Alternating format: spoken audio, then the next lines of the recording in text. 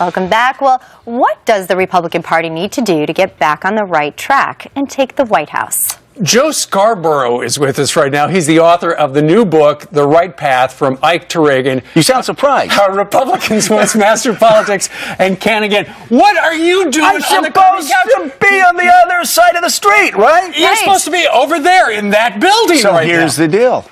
If you want to sell books about Republicans, you have to come to the mothership. So I came to the mothership. You know something about... Because we've got the biggest book, audience. actually, if you want to sell any book. Exactly. You know something also about, like, being in the mission I know field nothing. and then coming home. I don't claim to know a thing. Okay, well, that's good. this is It's much easier that way. The book is about how Republicans can win again. And you say that there's a real lesson with...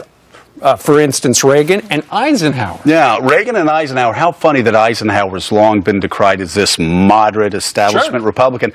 Now the National Review and a lot of other people are looking at this guy. And this happened really after Barack Obama got elected. We've had two presidents that have had trouble managing the presidency in a row. Suddenly, Dwight Eisenhower and competence and conservatism with a small c makes a lot of sense. Listen, we have to be conservative ideologically. The whole idea that, oh, we need to get more moderate presidential candidates, that flies in the face of history. Moderate Republicans don't win elections, but you've got to be conservative ideologically, but you've got to be moderate temperamentally, like Reagan. Reagan always understood that. But how do you go through the election process like that? I mean, certainly it's almost like you need to run two candidates, right? Someone who's ultimately truly conservative, as it seems through a primary, and then it has to almost become more moderate as you go through the marathon of that pace. But you look, we have two Republican parties right now. We've got the D.C. Republican Party, all-time record lows. But go outside of D.C. Look what John Kasich's doing in Ohio. Sure. Unbelievable stuff. Scott Walker in Wisconsin, a blue state. Scott's doing great work out there. It's a great example. And yeah, we had Scott on our show early on. He had a big blow-up out there. We said, Scott, what have you learned? He goes, you know what? I learned you need to listen more.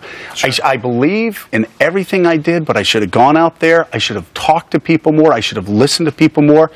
And I think Scott also learned you do it with humility and a smile on your face. That's why I hope the guy runs in 2016. He's a real winner. Well, who is that guy or who is that gal? If you had to, you know, we're not voting today, so we don't have to vote on him, but who's out there that you think fits this bill? I think Barack Obama has shown us why senators don't make great presidents. You look at John Kasich in Ohio. Here's another guy. You talk about ideologically conservative. I worked with John together, we and a lot of people back in the 1990s.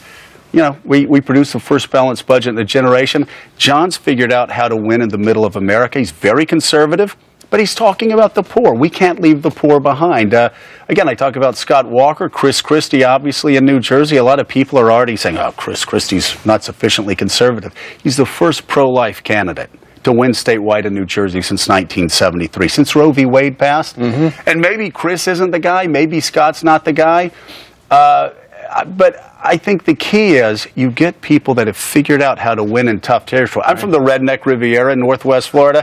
I could say whatever I wanted to say, right? Sure. A great conservative territory. The question is, how do we win in the suburbs of Philly? How do we win in the I-4 corridor? Sure. And how do we reconnect? And we do that by reconnecting and showing people what Reagan knew, what Thatcher knew. That conservatism's good for all Americans. Was to listen, right? Yeah. Walker. This is kind of the kind of book somebody would write before they ran for president. Are you suggesting I should have sold this to Chris Christie then? Because Are you that man? No, I am not. You asked me that before. I've got so we've moved around a lot over the past 4 or 5 years, and my 10-year-old daughter said, "Here's the deal, Daddy. You can't get back into politics until I graduate from high school." All right, you got to. I'm staying put. All right. When did she graduate? She's got about 8 years, but you know what? I'm going to teach her she needs to be pragmatic. I don't know if I can wait that long. The book is called The Right Path. Joe Scarborough from across the street and across the cable spectrum. Thank you very much. It is great to be here. Thank you guys. It's great to see you again. Congratulations. On the new curvy couch. I love the curvy couch. We need this. And also the Purell thing.